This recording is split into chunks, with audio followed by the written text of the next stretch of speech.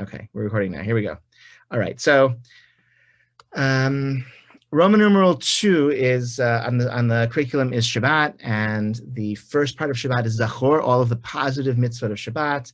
We sanctify the Shabbat with Kiddush, we mark the departure of Shabbat with Havdalah, and we prepare for Shabbat by nice clothes and clean house, and we enjoy Shabbat with nice clothes, and it should be a pleasurable experience physically as well as like a spiritual experience. It's supposed to be a spiritual uplifting, spiritual experience, enjoyable, fun day.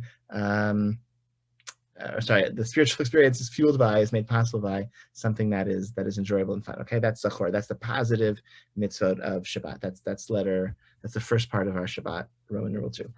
There are also prohibitions of Shabbat, the prohibition against doing creative labor.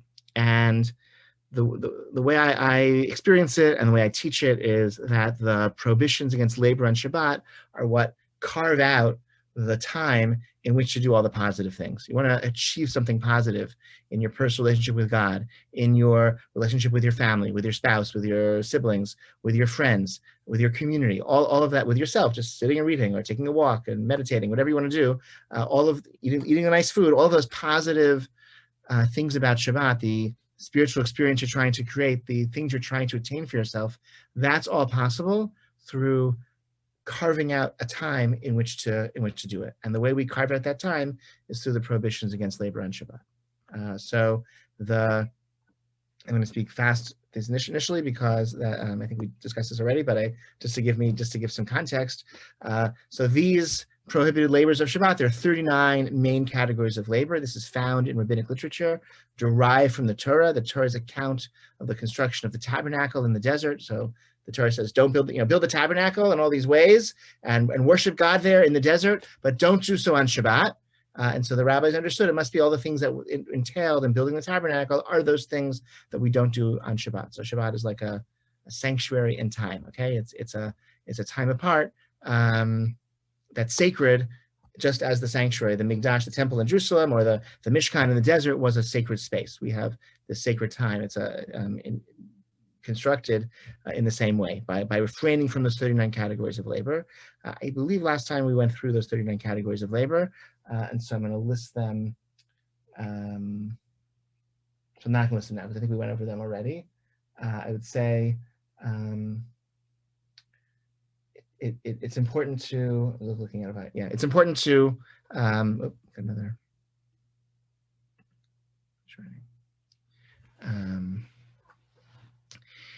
it's important to know the 39 categories of labor. Okay, it's an important piece of information.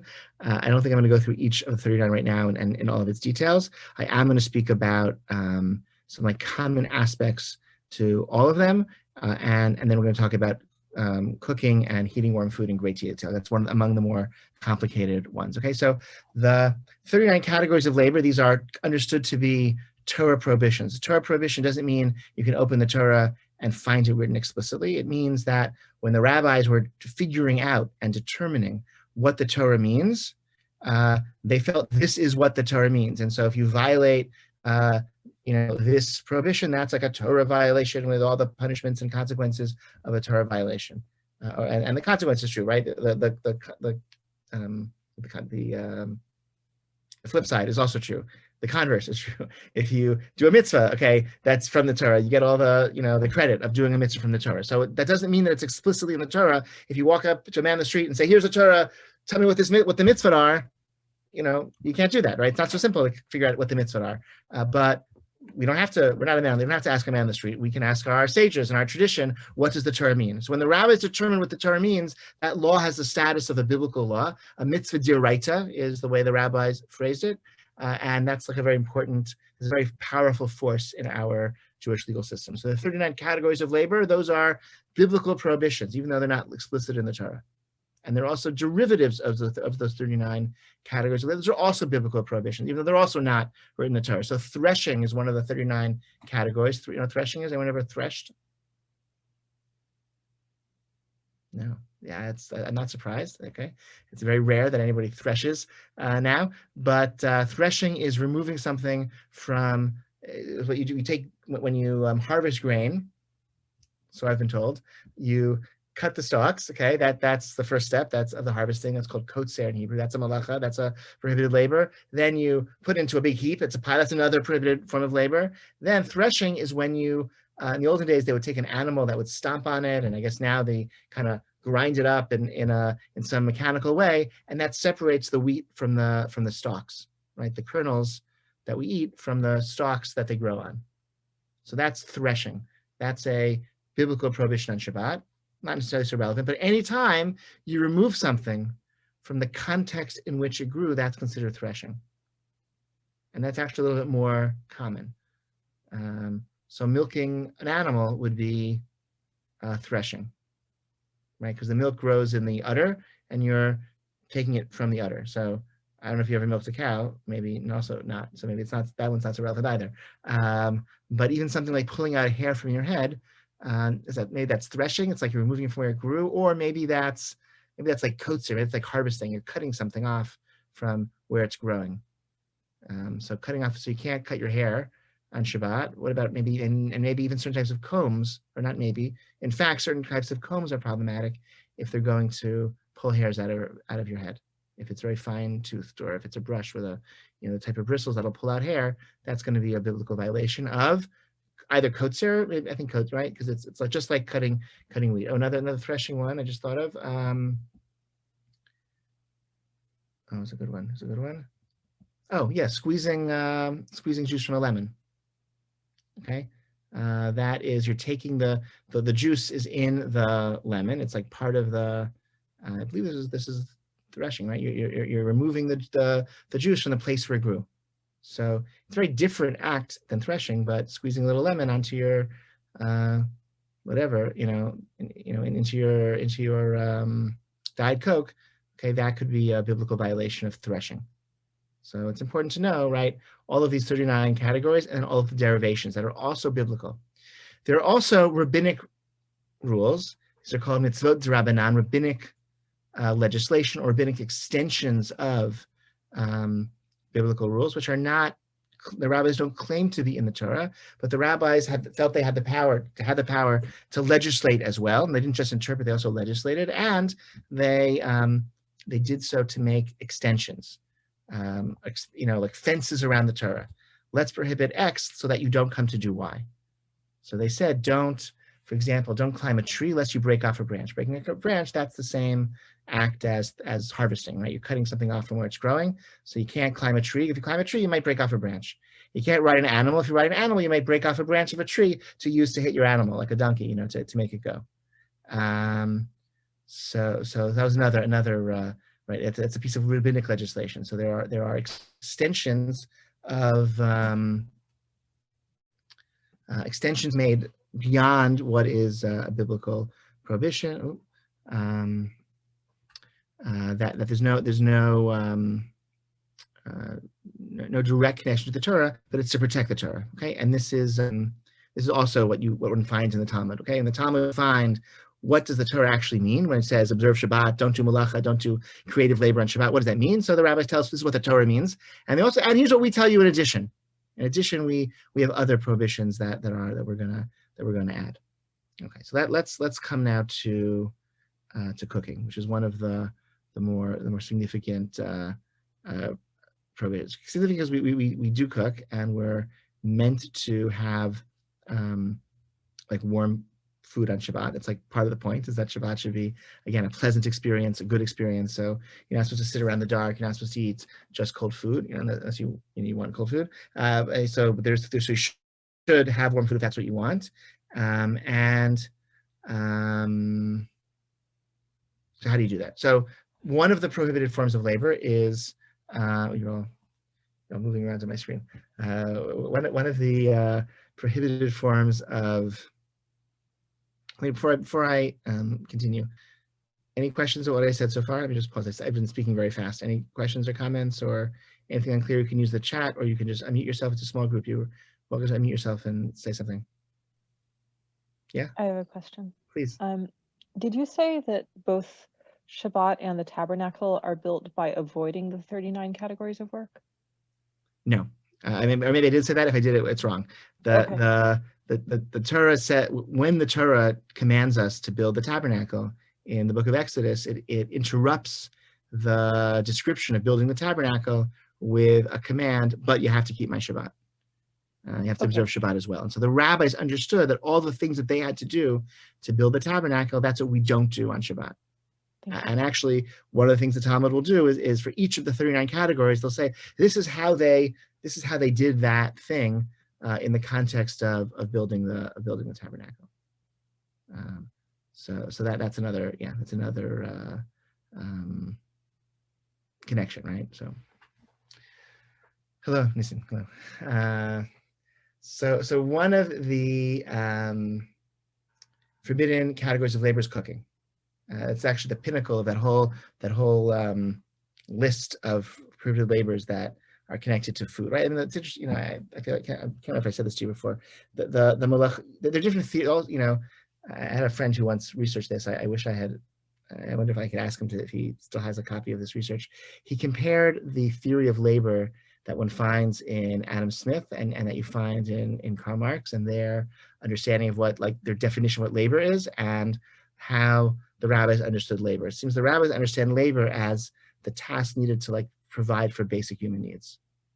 So you have everything to do to make food, shelter, clothing. Food, shelter, clothing. Like, that's most of the 39 categories of labor, are all the steps necessary to provide for food, shelter, and clothing. So it's sort of interesting, like, the things we don't do on Shabbat are things that we really need to do the rest of the week, because that's how we protect ourselves and sustain ourselves and create human civilization. These are all tasks and crafts that are skilled and deliberate and really, really necessary for human civilization. So you can't plow, you can't plant seeds, you can't harvest, cut the thing that's growing, you can't pile the produce into a heap, you can't thresh it, as we talked about, you can't winnow it, which is when you throw it up in the air and some more of the chaff blows away. You can't sort it, which is, sift it. You can't sort it nor sift it. These are actually two different tasks, even though they're very similar. You can't grind the grains into flour. You can't knead the flour into dough. And the last one in this chain is you can't put the dough and bake the dough. So any form of cooking is prohibited from the Torah. Cooking I'm going to define as a chemical transformation through heat. Right? Chemical transformation means the food is changed, right, from the cooking process, as opposed to just warmed and not changed. Okay, it's a chemical, like cooking is a chemical, right? I don't know, remember physics in high school? There are physical transformations and there are chemical transformations. A physical transformation is something is up here, now it's down there. A physical transformation is something was cold, now it's warm. A chemical transformation is I've cooked it, okay? Like the proteins have rearranged themselves inside my steak and now because I've cooked it. That's what you can't do on Shabbat. You can't use heat to create this chemical transformation. So that seems simple, right? No cooking on Shabbat. There's a very important exception. And that exception is once something has been cooked, it can only cook once. Okay? So if I have something that was cooked already before Shabbat and I heat it on Shabbat, I have not cooked it. And so you have to just reheat it. Reheating is different from cooking. If something has been cooked, reheating is not going to be a problem. So that's your biblical prohibition with a very, very important leniency. It happens once and one time in the life of every food. It can be cooked once. It can't be cooked twice. Nisim, I haven't seen you without a mask in a long time. I think you had a beard, right? Am I imagining that, or am I right that you had a beard when you? I did have a beard once upon a time. But like a few months ago, right? Yeah. I mean, I had it like yesterday. Oh wow! Okay. All right. Okay. All right. I just saw him recently. He came to Tila at the shul, but we all had masks, so I don't really know these things. All right. It's good to also abstain it myself. Yeah. Should enjoy whatever. I had a beard for a few months also. I don't know if you from about last April until September or so. No, actually it was longer. I kept it until November. Anyway.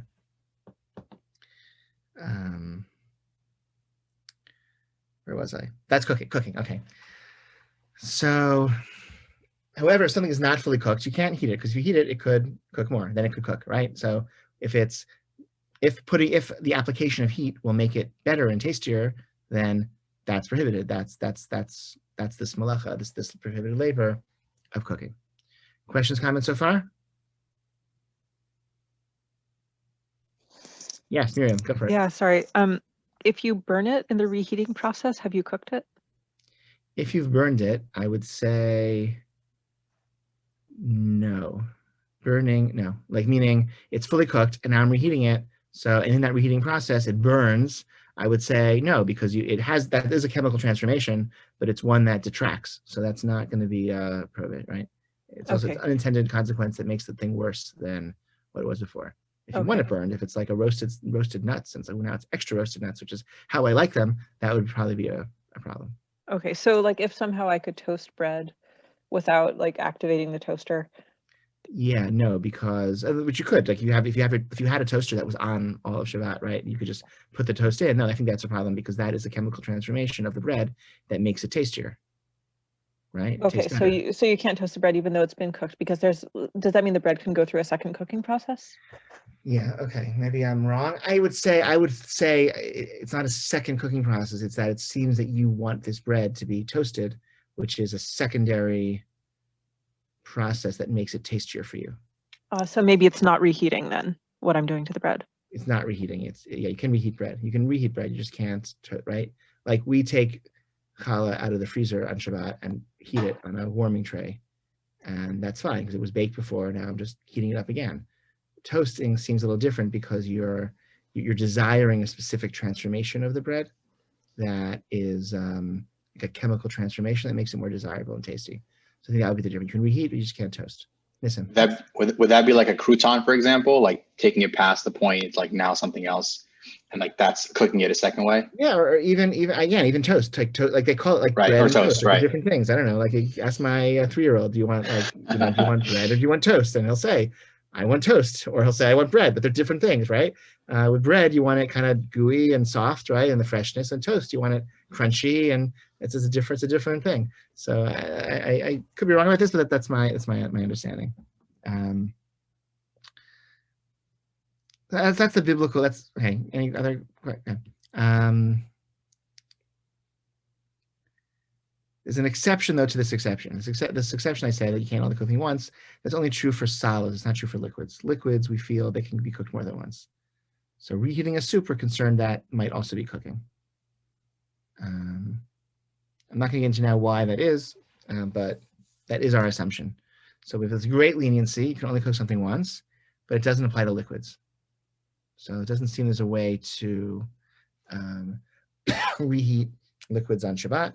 So you have to keep them hot from before Shabbat begins and maintain their heat throughout Shabbat. That means your soup is piping hot when Shabbat begins and it's on your warming tray or on your stove, and then you serve it on Shabbat, right? When you're ready to eat it. You have your hot water urn, your electric hot water urn, which is filled and ready and on before Shabbat, and then you take water out over the course of Shabbat. But you couldn't, I don't know, your kettle, you couldn't put your kettle onto a fire or put your kettle onto a warming tray, even if that kettle had been used before, like the water in that kettle had been boiled before.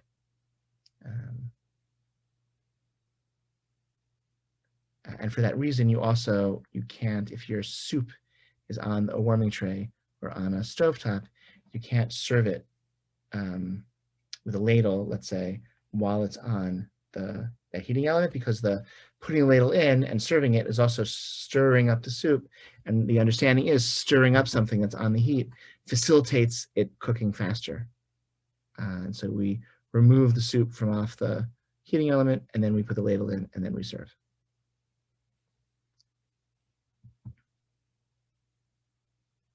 Okay. So far, so good? Yeah. Okay. Now, thus far, I've spoken about the biblical prohibition against cooking, but there are two really relevant rabbinic prohibitions as well that also confine how we reheat food on Shabbat. One is called shehiyah and one is called Hazara. So we'll talk about them in turn. Shehiyah,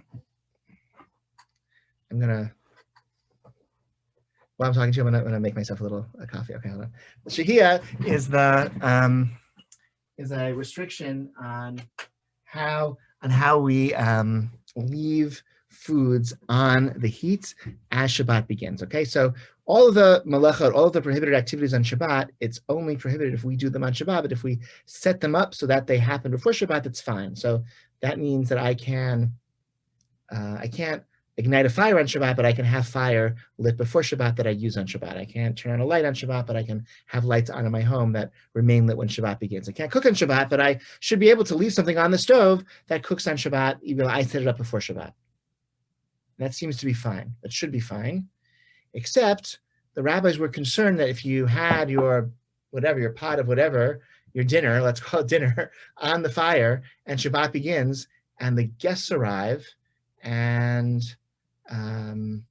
they're kind of ready for dinner, and your food is so cold, you might stoke the fire, and that would be a problem, right? It should be fine to set everything up before Shabbat, and then it cooks on its own once Shabbat begins. But the rabbis were worried that if we allowed people to do that, they would stoke the fire and make the flames really big so that the food would be done in time for dinner.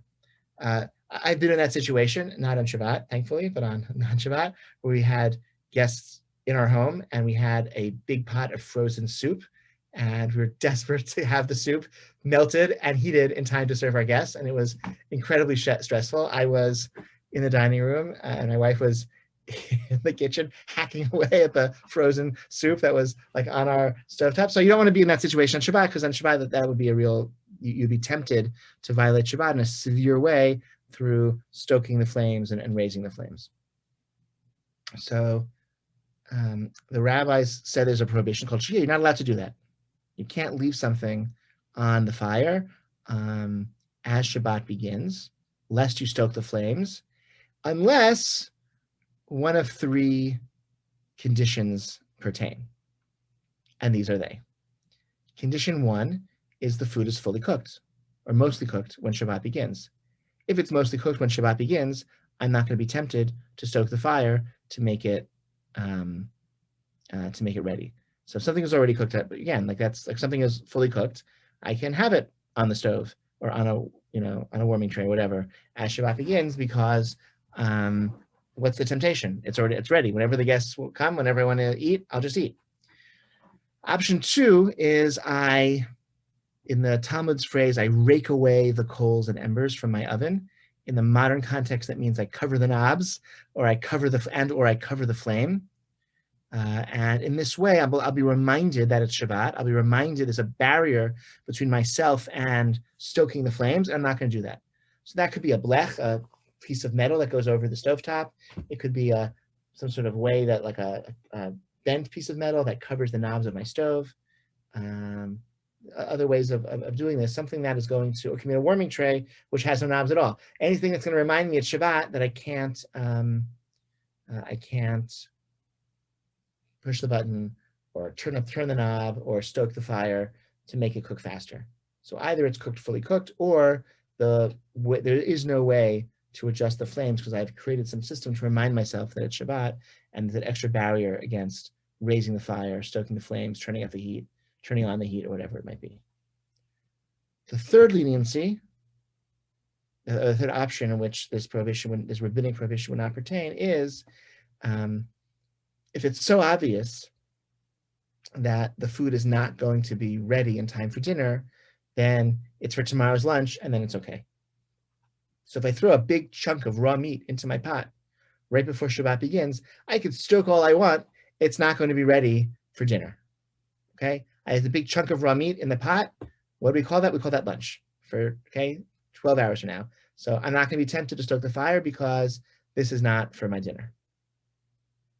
Okay, so this is how. So if you want to, if you put a chicken in your oven right before Shabbat, it should be mostly done before Shabbat begins, lest you turn up the knob to make sure it's done in time. If you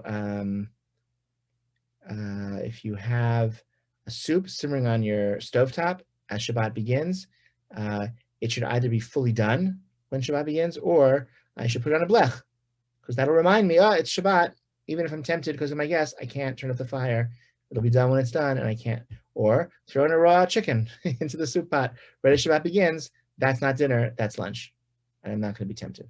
So this is how I avoid the rabbinic prohibition of shehiyah, assuming that I'm not going to violate the biblical prohibition of bishul. Okay, even on a blech, if I take raw food on Shabbat and put it on a blech and it cooks, that's a biblical violation. Like the blech is not going to help me with that. The blech just means if I put it on before Shabbat and then Shabbat begins, it can remain on the heat as Shabbat begins in these ways. So far, so good. Questions, comments? Okay. The next rabbinic prohibition is, sorry, multitask. These are from Israel. It's an espresso knockoff called Rosso Cafe. It's like half the price of an espresso, but it fits in their machines. Okay, 1 moment. Give me 10 seconds.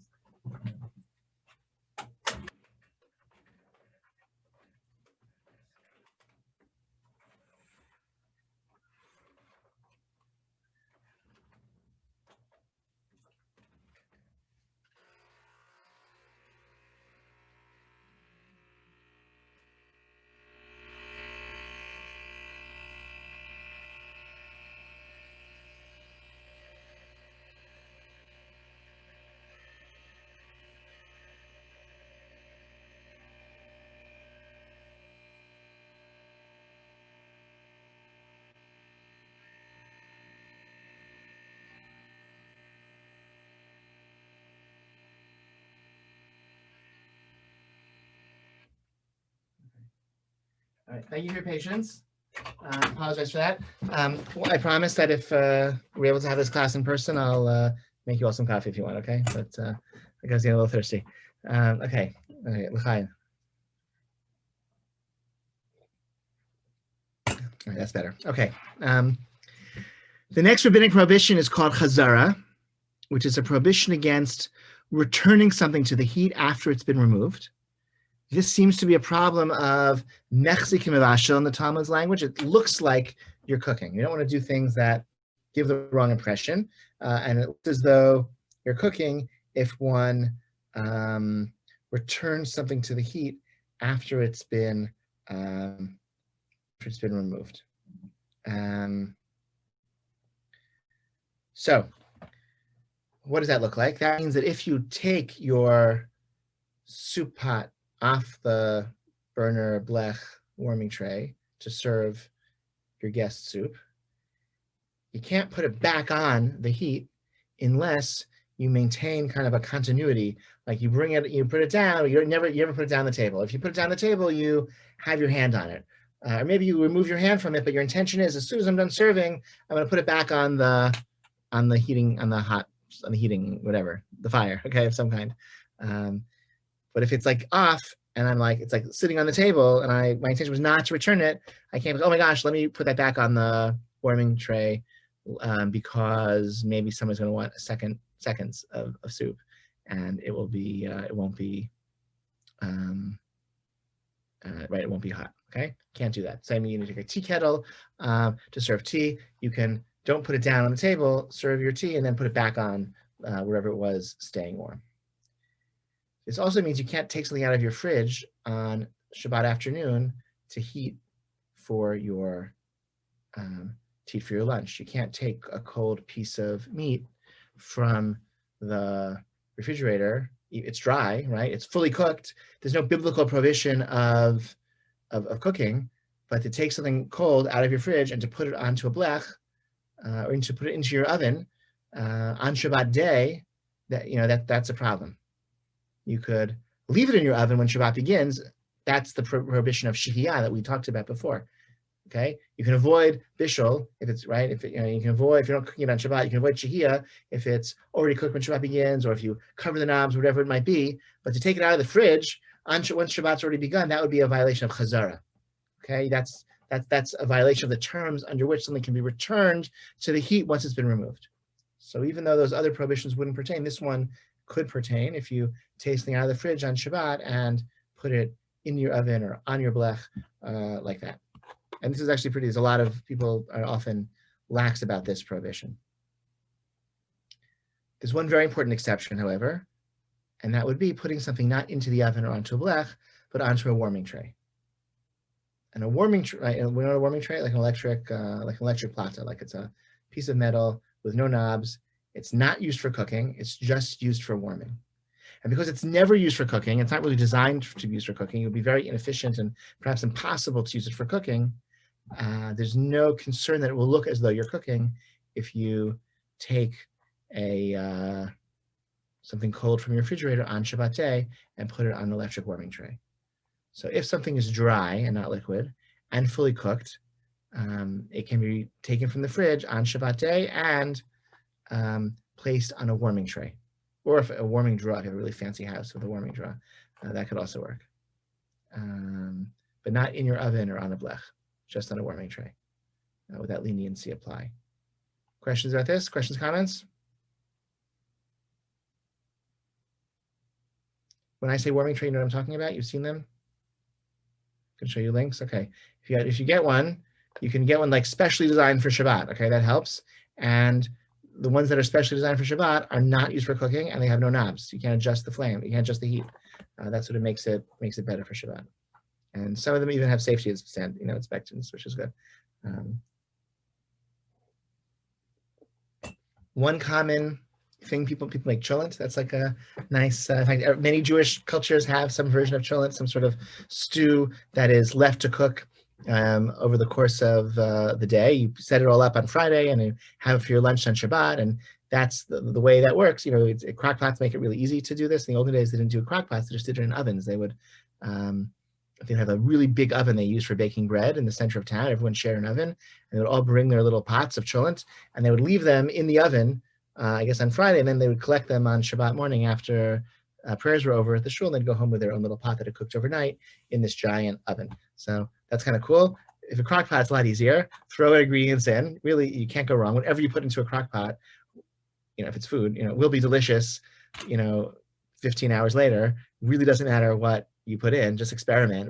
Go through your fridge and find whatever is left at the end of the week and throw it in your crock pot, and it'll be really great the next day. And you set it all up on Friday, so there's no issue of cooking. You're worried about shehiyah, leaving something, on the heat as Shabbat begins. Okay, you got to make sure you cover the knobs. So you tape over the knob of your crock pot, so you won't be tempted to adjust it. Or maybe you do it right before Shabbat begins, and there's a big raw piece of meat in it. So that's clearly it's not ready. Crock pot takes hours and hours, so there's not even when I put it from low to high, it's still not going to be ready for dinner. So maybe I don't even have to worry about covering the knobs. Cover the knob, that's a big deal. Put some tape over the knob to remind yourself that it's Shabbat and you can't adjust it. And then you serve it on Shabbat lunch. But when you serve it, don't put the ladle into the cholent while it's on the heating element, because that stirring action might facilitate the further cooking of the food in there. And maybe even though it's done, it's not maybe quite as done as it could be, and maybe you'd like it a little bit more done. So the stirring could be a problem.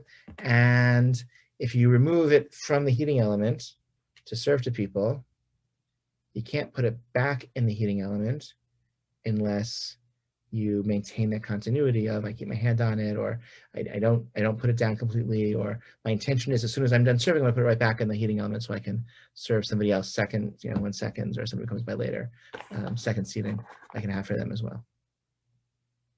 All right, questions, comments? Okay, we'll do one more cooking, heating related law, and then I think we'll pause then.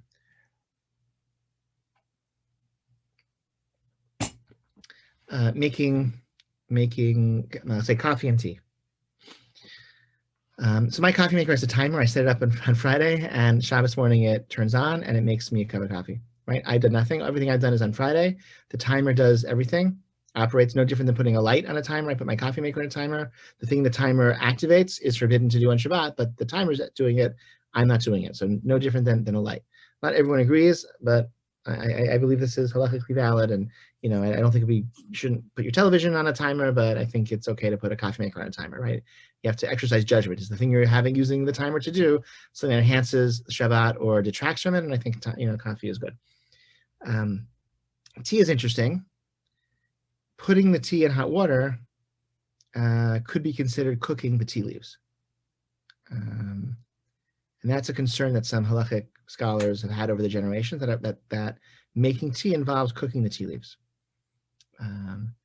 So the way we avoid that is by not pouring hot water from your hot water urn or from your kettle directly on the leaves, because that might cook the leaves.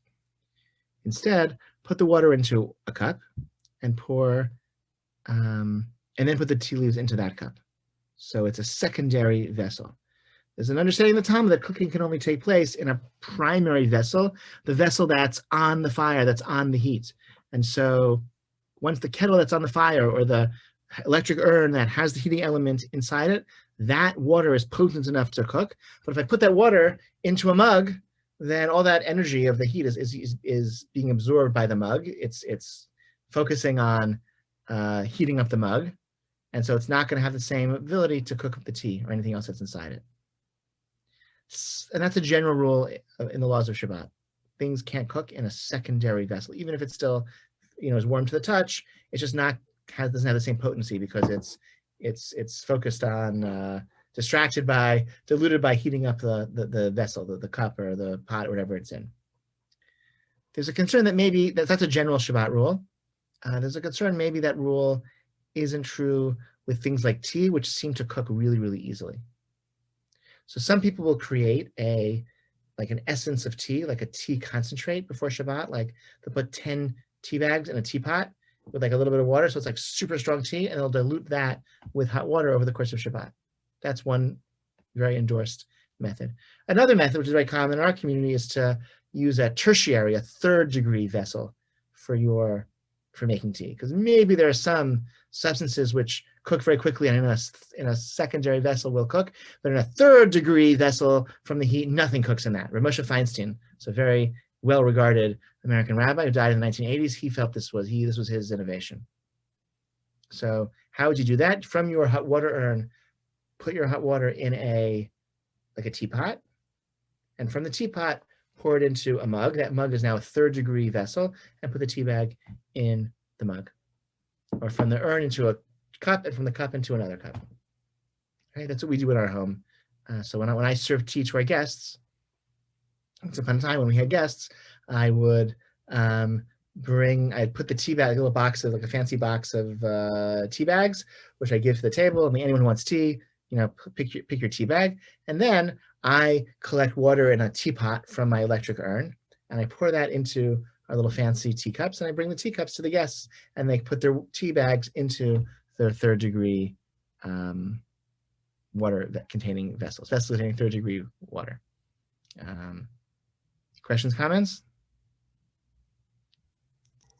I have another question, sorry. Great. Your eyes indicate that you have questions to ask for like 5 seconds for us to question. 1 second, sorry. Can't talk right now. Let me tell him. Sorry. Let me just tell him in 5 minutes. I need a few minutes and we'll, sorry.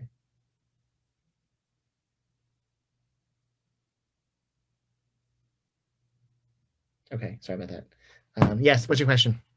If you pour the hot water from the teapot into the mug with the tea bag already in, is that also okay? So that's less okay because then it's from the urn to the teapot. That's a secondary vessel. The water in the teapot is a secondary vessel, and that water, as it goes over your tea bag, it's called ibui klisheni. It's the pouring of a secondary vessel, which is like half a degree more potent than the water once it's already in the cup. Got it. Thanks. Yeah. Other questions or comments? Awesome. Okay.